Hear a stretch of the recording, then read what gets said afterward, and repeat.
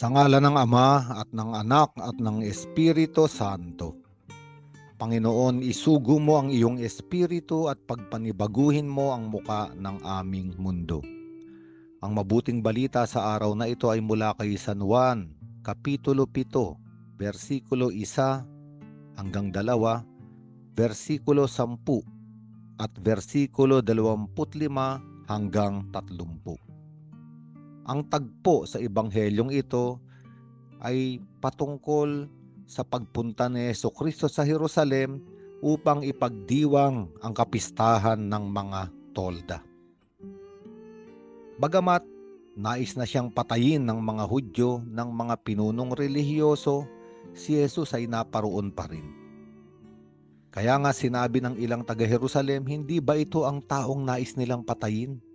Hayan lantaran siyang nangangaral, ngunit wala silang sinasabi laban sa kanya. Baka naman nakikilala ng mga pinuno na siya na nga ang Kristo. Ngunit pagdating ng Kristo ay walang makakaalam kung saan siya magmumula, subalit alam natin kung saan nagmula ang taong ito. Sa kasulatan, sinasabi na walang nakakaalam sa pagdating ng Mesiyas. Walang nakakaalam ng lugar kung saan siya magmumula. Ngunit alam ng lahat na si Jesucristo ay isinilang sa Bethlehem at siya ay lumaki sa Nazaret.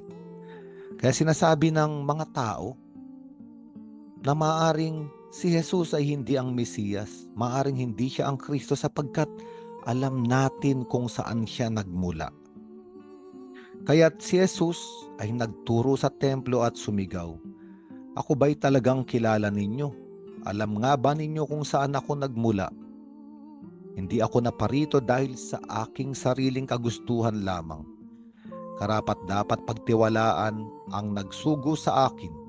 Hindi ninyo siya nakikilala, ngunit nakikilala ko siya, sapagkat sa kanya ako nagmula at siya ang nagsugo sa akin."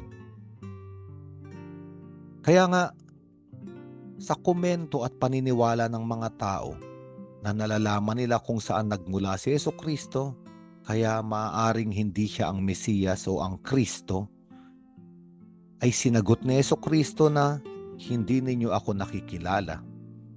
Sapagkat ang katotohanan, hindi ninyo alam kung saan ako nagmula. Totoo, pinanganak si Jesus sa Bethlehem. Totoo, lumaki siya sa Nazaret. Pero ang kanyang pinagmulan ay hindi alam ng mga tao, lingid sa kanyang kaalaman. At ito ay binigyang paliwanag ni Jesucristo, sapagkat hindi ninyo nakikilala ang nagsugo sa akin. Ang nagsugo sa akin ay ang aking pinagmulan.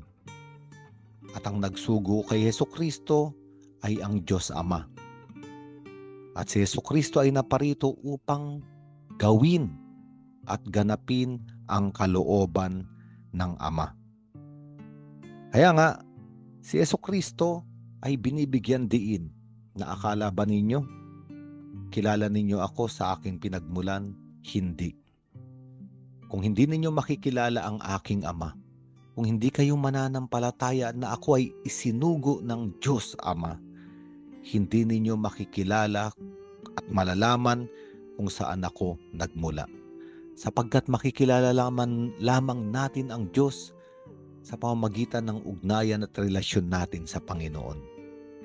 Ang mga taong ayaw magkaroon ng ugnayan at manampalataya kay Jesucristo ay totoong hindi rin makikilala ang totoong Diyos. Ang ebanghelyong ito ay para sa ating lahat. Sapagkat ang suliranin ng daigdig na ito ay sukatin ang pagkatao ng tao ayon sa kanyang pinagmulan. Kapag ang isang tao ay nagmula sa isang dukhang pamilya, nagmula sa isang paaralang hindi kilala, nagmula sa isang lugar na malayo sa probinsya, maaring sukatin siya ng tao, maaring ituring siyang mababa. Ngunit sinasabi ng Panginoon sa ating lahat na wala tayong karapatan na sukatin at husgahan ang sino mang tao dahil lamang sa kanyang pinagmulan. Sapagkat kapag ganun ang nangyari, hindi natin nauunawaan kung saan talaga lahat tayo nagmula. At sinasabi ni Jesucristo ang katotohanan sa ebanghelyong ito, lahat tayo ay nagmula sa Diyos. Lahat tayo ay nilikha sa wangis at larawan ng Diyos.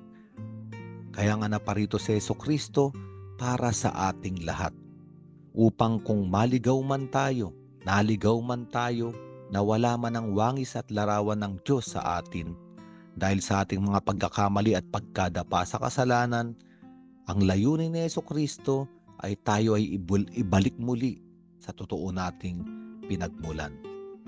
Kaya nga, ito ay mabuting balita. Kapag nalalaman natin ang ating pinagmulan, nalalaman din natin ang ating patutunguhan. Tayo ay galing sa Diyos, tayo ay nilikha ng Diyos, at tayo ay para sa Diyos. Kung saan tayo nagmula, doon tayo babalik. At ito ang misyon ng ating Panginoong Hesukristo. At tayo ay inaanyayahang makiisa, makipagtulungan, upang malaman natin ang ating pinagsimulan at malaman din natin ng malinaw ang ating patutunguhan, upang ang bawat hakbang na ating gagawin sa paglalakbay sa buhay na ito ay totoong mga hakbang sa tamang daan, sa tuwid na landas, pabalik sa Amang nagmamahal at naghihintay sa atin. Sa ngalan ng Ama at ng Anak at ng Espiritu Santo.